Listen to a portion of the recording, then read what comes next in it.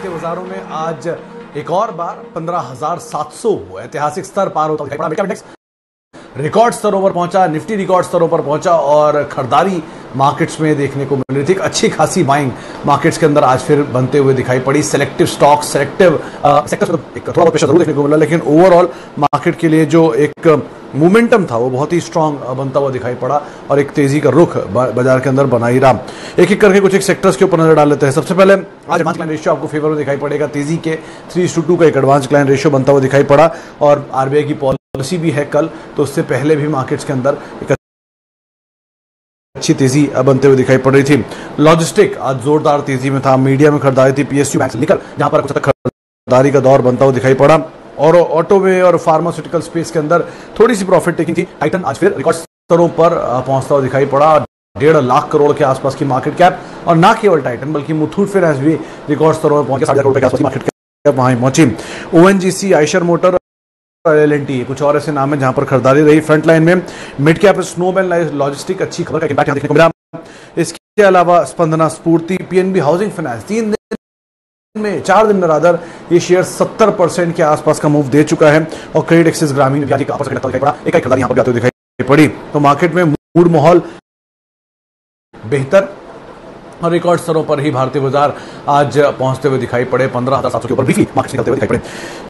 Hello दोस्तों, अगर आप अपना पैसा शेयर मार्केट में इन्वेस्ट करके लाखों रुपए कमाना चाहते हैं तो आज ही आप स्टॉक के साथ जुड़कर अपना डीमैट अकाउंट आप बिल्कुल फ्री में ओपन कर सकते हैं, जहां पर आपका ब्रोकरेज चार्जेस बिल्कुल ना के बराबर लगता है। ब्रोकरेज लगता है तो सिर्फ इंट्राडे ट्रेड में, वह भी सिर्फ 20 रुपए। तो आज ही आप स्टॉक के साथ में जुड़ सकते हैं। लिंक डिस्क्रिप्शन में है, क्लिक करें और अकाउंट ओपन कराएं। चलिए अब सवाल जवाब का सिलसिला शुरू करते हैं और बातचीत करते हैं कुछ दर्शकों से भी। सबसे पहला सवाल जो है वो है गोपाल दास स्वामी साहब का, जिंदल 100 को लेकर 1 साल के लिए। स्वामी साहब अभी कुछ दिन पहले तक ये अच्छी वैल्यू बाय के तौर पर देखा जा रहा था, नंबर से पहले जब इसमें एक मोमेंटम नहीं आया था। अब नंबर्स के बाद मोमेंटम आया है। 113-14 मैंने लास्ट देखा था, लेकिन हाँ वैल्यू है इस कंपनी में, ऐसा कुछ नहीं है। अच्छी ग्रुप की अच्छी कंपनी है, पाइप स्पेस के अंदर कंपनी का कामकाज है। मीडियम टर्म के लिए आप इसे जरूर ध्यान रखें। लॉन्ग टर्म के लिए थोड़ा देख परख कर 2 क्वार्टर के नंबर उसके बाद ही कॉल लीजिएगा। मतलब कभी भी आप कोई शेयर अगर लॉन्ग टर्म के लिए लेते हैं तो ऑब्वियसली बात है हर 6 महीने में, हर क्वार्टर में उसकी नंबर्स को इवैल्यूएट करना पड़ता है। लेकिन अदरवाइज हाँ वैसे कंपनी बुरी नहीं है, कंपनी ठीक है। और आप इस स्पेस में अगर वैल्यू ढूंढ रहे हैं तो श्रीकलाहस्ती पाइप और ये 2 ऐसी कंपनियां थी जहां पर अच्छी वैल्यू है, तब उसके अकॉर्डिंग यहाँ पर कॉल ले सकते हैं। अच्छा, शिल्पा मेडिकेयर, शेख साहब इसमें नंबर से एक बड़ा ट्रिगर था जो खराब आए थे। ब्रोकरेज हाउसेस के व्यूज़ भी इस पर उतने सकारात्मक नहीं थे, लेकिन 2-3 चीज़ें ठीक थी कि शेयर तो ऑलरेडी बहुत टूटा है, अपने हाई से काफ़ी नीचे है, लेकिन लोअर लेवल से भी काफ़ी चला है साइमल्टेनियसली। एक प्लांट इनको जिसको लेकर अभी तक कोई अप्रूवल आया नहीं है, तो वो प्लांट पे अगर कुछ भी अप्रूवल आता है, इंस्पेक्शन अप्रूव हो जाता है, यानी कि वो जो एक प्लांट से काम कर नहीं हो रहा, अगर वहाँ से कुछ भी पॉजिटिव न्यूज़ आता है तो उसका एक पॉजिटिव इम्पैक्ट स्टॉक में देखने को मिलेगा। तो अकॉर्डिंगली यहाँ पर कॉल ले सकते हैं। अच्छा, इंडिया मार्ट, इब्रार साहब, सबसे अच्छी चीज़ इसमें इक्विटी बहुत छोटी है। तो इक्विटी जब छोटी होती है तो कोई भी शेयर को चलना आसान होता है। इक्विटी जब बड़ी होती है तो चलना मुश्किल होता है। एग्जाम्पल दोनों के आप ऐसे समझिए, एमआरएफ की इक्विटी बहुत छोटी है, 42 लाख शेयर है, जिसका इम्पैक्ट आपके सामने सबसे महंगा शेयर है वो। सबसे बड़ी इक्विटीज आते हैं Vodafone, yes bank, ITC, ONGC, Indian overseas bank I think.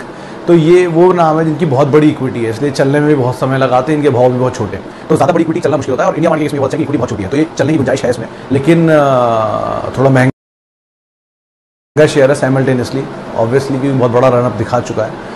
Company ठीक है, लेकिन कुछ टाइम में ब्रोकर्स यहाँ पे ये बात कर रहे हैं कि इंडिया मार्ट से बेटर जेडी मार्ट यानी जस्ट डायल हो सकता है नियर टर्म के लिए। आपका नजरिया लंबी तो आराम से बरस पे। अच्छा, डी मार्ट लॉन्ग टर्म के लिए श्रीनाथ साहब, 3-4 चीज़ें जिसको आप ध्यान रखें। पहला, D mart Maharashtra based, Gujarat, Maharashtra और कर्नाटका 3 जगह पर इनका मेजरली कामकाज है और मेजर रेवेन्यूज इन्हीं 3 एरिया से ड्राइव करती है। हाईएस्ट मार्जिन और इस सेक्टर की दिग्गज कंपनी है। बहुत ज़्यादा डेट नहीं है, मामूली डेट है, प्रमोटर बहुत स्ट्रॉन्ग है, 75% के आसपास का स्टेक रखते हैं। ये 3-4 चीज़ अच्छी हैं। बुरी चीज़ें क्या है? एक, बहुत महंगा शेयर है, बहुत ज़्यादा वैल्यू बढ़ी हुई है। Value as in not stock के प्राइस से, एज इन कंपनी के अर्निंग के मुकाबले कंपनी का जो भाव बाजार दे रहा है वो थोड़ा महंगा है, थोड़ा नीचे आने दीजिए। दूसरा लॉकडाउन है, स्थितियां सामान्य होने दीजिए। तीसरा डिविडेंड नहीं है बहुत ज़्यादा, तो मतलब इनफैक्ट शायद है ही नहीं डिविडेंड।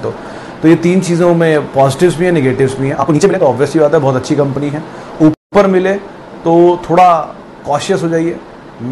एग्जिट तो नहीं कर सकते लेकिन कॉशियस हो जाइए, वो ज़्यादा बेहतर रहेगा। ब्रोकरेज हाउसेज से टारगेट 3400 रुपये के आसपास के हैं। अच्छा, रिलायंस पीपी में क्या करें सोलंकी साहब? इसका तो पेमेंट का चॉइस होगा आपके सामने। 2 दिन पहले शायद लास्ट डेट थी इसकी। अगर आपने पेमेंट किया होगा तो आपकी सिचुएशन कुछ और होगी, नहीं किया होगा तो आपको कॉल्स आई होंगी। उस पर डिपेंड करता है आपने क्या इस पर टिक। को लेकर 2560 रुपये टारगेट, 2580 रुपये का टारगेट रिसेंटली आए थे और आप देख ही रहे शेयर में एक जोरदार चाल देखने को मिल भी रही है। मानस भी ये मानते कि 2350 टारगेट रहेंगे, जो कि इसका ऑल टाइम हाई भी है, तो आप अकॉर्डिंगली यहाँ पर कॉल ले सकते हैं। टाइटन लॉन्ग टर्म के लिए बाय कर सकते हैं क्या सर? सुमित जी थोड़ा सा महंगा, थोड़ा सा लेट हो गया आप। वैसे तो कोई दिक्कत नहीं है स्टॉक में, ऑब्वियस सी बात है।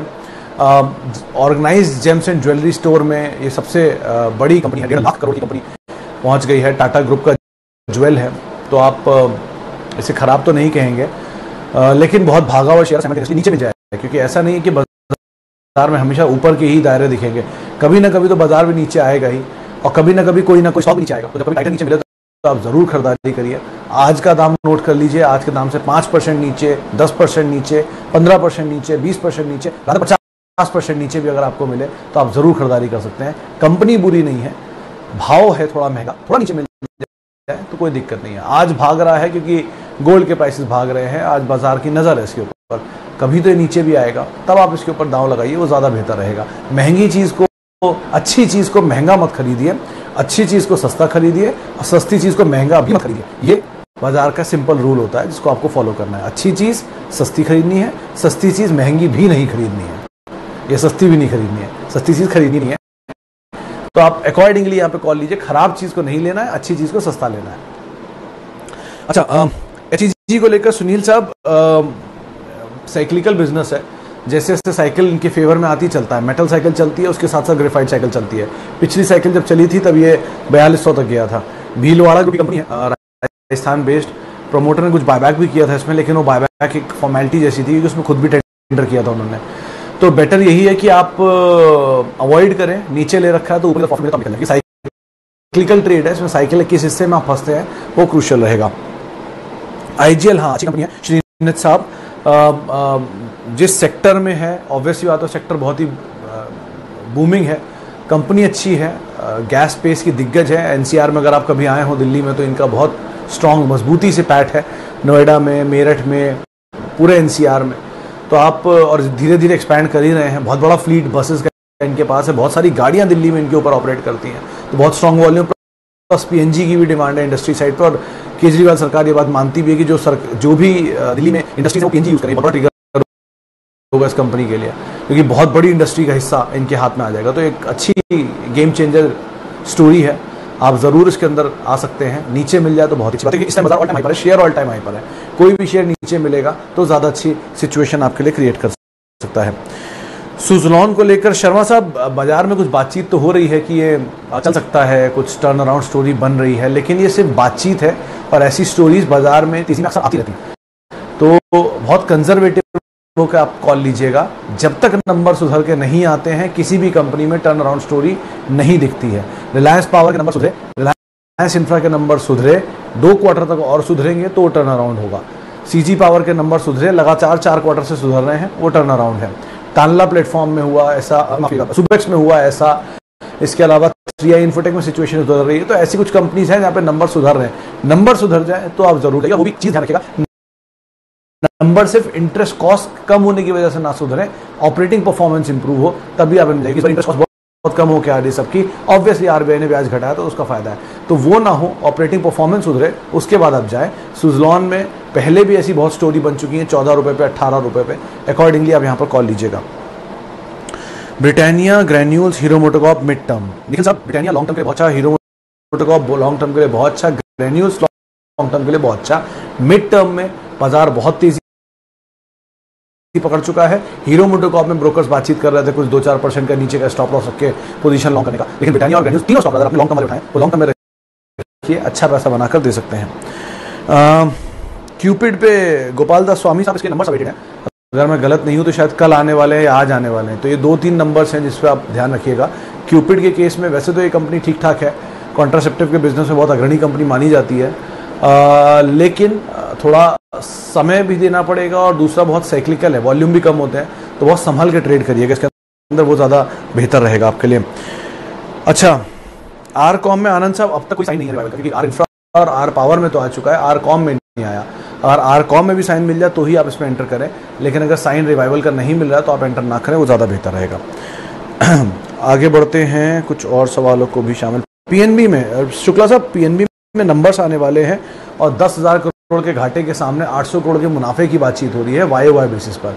सीक्वेंशियल नंबर थोड़े फ्लैट आने की बात है, लेकिन पीएनबी के साथ साथ बीओबी ने सरप्राइज किया, एसबीआई ने बहुत बड़ा सरप्राइज दिया, तो हो सकता है पीएनबी भी सरप्राइज दे दे। अगर सरप्राइज देता है तो आप ये ना भूलें कि ये बैन में था, तो इसमें लॉन्ग बनाना मुश्किल था, तो वो एक बस कर देगा स्टॉक को एकदम से, तो आप बड़ी तेजी की उम्मीद लगा सकते हैं अगर नंबर थोड़े से भी बेटर आ गए तो। और कैच क्या है कि नंबर उस दिन आ रहे हैं जिस दिन आरबीआई की पॉलिसी भी है, तो अब कितना बड़ा यहाँ पर खेल होगा इन दोनों के मतलब कहना मुश्किल है, लेकिन हाँ ब्रोकर से मान रहे हैं कि नंबर बेहतर साइड पर आकर चल सकते हैं। आप अकॉर्डिंगली देख लीजिए इसको। ग्लोबल स्पिरिट, मनोज साहब, ये अगर आप राजस्थान में, राजस्थान की लिकर बेस्ड कंपनी है, मेजरली इसका कामकाज वहाँ घूमर जैसे कुछ ब्रांड्स हैं जो कि इसके प्रोडक्ट हैं।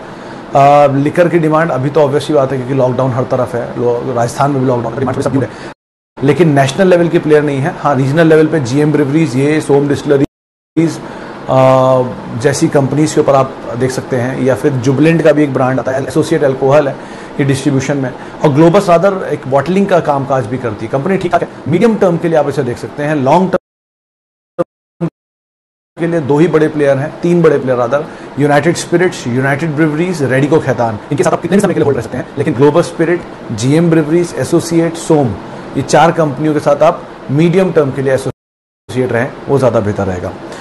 अच्छा, वोल्टा शॉर्ट टर्म, अग्रवाल साहब सॉरी शॉर्ट टर्म बाजार नहीं करता, लेकिन हाँ गर्मी बहुत बढ़ रही है तो इसको शायद बाजार डिस्काउंट करेगा, और आज हुआ भी, वर्लपूल तेज था, हेवल्स तेज था, वोल्टास भी तेज था, तो आप शॉर्ट टर्म के लिए इसी ट्रिगर को आधार मानकर अपनी कॉल ले सकते हैं। लेकिन वोल्टास एक बहुत ही अच्छी जानी मानी पुरानी हिस्टोरिकल कंपनी है, 100 साल के आसपास की शायद एग्जिस्टेंस भी है इसकी, तो आप उस हिसाब से इसको देखिए, सोचिए, इसके बारे में पढ़िए, तब आपको ज़्यादा मज़ा आएगा, ज़्यादा अच्छा पैसा बन पाएगा। अच्छा, विप्रो राजीव साहब, ऑलरेडी ऑल टाइम हाई पर ये शेयर है, आपने कहाँ खरीदा है कहना मुश्किल है, लेकिन हाँ ये लंबी अवधि में बहुत पैसा इसने बना कर दिया है, छोटी अवधि में नियर टर्म से पूरे हो चुके हैं इसके साथ, लेकिन ऑलरेडी ऑल टाइम हाई पर शेयर है, तो बहुत भागा हुआ बढ़िया पैसा कमा के देने वाला शेयर है। आप अकॉर्डिंगली यहाँ पे कॉल लीजिए कि आपकी खरीदारी किस भाव पर है, तभी आप फैसला ले पाएंगे। M&M को लेकर निशा जी टारगेट्स जो आए थे वो थे 1100 रुपये के आसपास के थे, 1098 रुपये शायद था to be very precise. Majorly 1100, 1150, 1200 रुपये के टारगेट से ब्रोकरेज हाउसेज की तरफ से, लेकिन आज चला है ट्रैक्टर स्पेस और टिलर स्पेस, एस्कॉर्ट चला, पीएसटी टिलर चला। ऑब्वियसली बात है मानसून आज से दस्तक दे गया केरला के अंदर, और मानसून जैसे जैसे आगे बढ़ेगा, जैसे जैसे अच्छे आंकड़े आएंगे तो ट्रैक्टर की डिमांड ऑब्वियसली बढ़ेगी, दूसरा रूरल डिमांड बढ़ेगी, तो रूरल डिमांड बढ़ना TVS motor, hero MotoCorp, Maruti और बजाज ऑटो ऐसी कंपनियों के साथ साथ एस्कॉर्ट, टिलर, ट्रैक्टर से जुड़ी कंपनियों के लिए भी अच्छी होती है, तो आप वैसे भी इसे देख सकती हैं। आईटीसी शॉर्ट टर्म, उमेश साहब बहुत ही गलत स्टॉक में आप घुसे हैं शॉर्ट टर्म के लिए, ये लॉन्ग टर्म का स्टॉक है, लॉन्ग बहुत ही लॉन्ग टर्म का स्टॉक है, आप अकॉर्डिंगली कॉल लीजिए। 204 रुपये इसका शायद एक सपोर्ट है जिसको बाजार हमेशा देखता है, मतलब मैं इसको शॉर्ट टर्म में ट्रैक भी नहीं करता, बहुत आइडिया भी नहीं है। अच्छा, बर्गर किंग के लिए दास गुप्ता साहब 165 रुपये पर बड़ी पोजीशन आपने ले रखी है, 10,000 शेयर। 2 चीज़ें आप ध्यान रखिए, 155 रुपये के ऊपर अगर ये होल्ड करता है कुछ टाइम तक के लिए, पूरे दिन और 1-2 दिन, तब ये शेयर और बड़ी तेजी पकड़ेगा। नीचे की तरफ 126 रुपया, 122 रुपये की रेंज में कहीं आपको मिले तो आप इसमें और पोजीशन ले सकते हैं, क्योंकि वहां पर बाजार के कई बड़े निवेशकों ने बहुत बड़ी पोजीशन ले रखी है, 250 करोड़ रुपए, 300 करोड़ रुपए के आसपास की, तो आप वहां पर देख सकते हैं। ऊपर की तरफ आपको समय देना पड़ेगा, पैसा बन जाएगा, फिलहाल तो लॉस मेकिंग है, लेकिन लॉस कम होकर आया है। जैसे लॉकडाउन खुलेगा, स्टोर्स खुलेंगे, सेल्स बढ़ेगी, नंबर इंप्रूव होंगे, तो थोड़ा वेट करना पड़ेगा। और 2 लेवल जिनको आप ध्यान रखिएगा। अच्छा, बर्गर किंग पे बातचीत हो चुकी। ओएनजीसी पे आनंद साहब ओएनजीसी को लेकर कुछ ब्रोकर्स काफ़ी बुलिश हैं। रादर मेरे कुछ अलग अलग ब्रोकर्स ग्रुप में हिस्सा भी हूँ, वो भी ओएनजीसी पे काफ़ी बुलिश है। चला है लेकिन ये स्टॉक काफ़ी, तो दोनों चीज़ों का ध्यान रखें। और क्रूड की तेज़ी ऑब्वियसली इनके लिए बहुत फायदेमंद रहती है, तो अकॉर्डिंगली आप बने रह सकते हैं। लेकिन हाँ, बड़ी तेज़ी के साथ बुलिश हैं लोग, तो बहुत ही कंजर्वेटिव होकर आप चलिए कि बड़ी तेज़ी देख चुका है और आगे भी उम्मीद लगा रहे हैं, तो अब बहुत ज़्यादा बैंडविड्थ नहीं है, लेकिन हाँ चल सकता है अभी भी।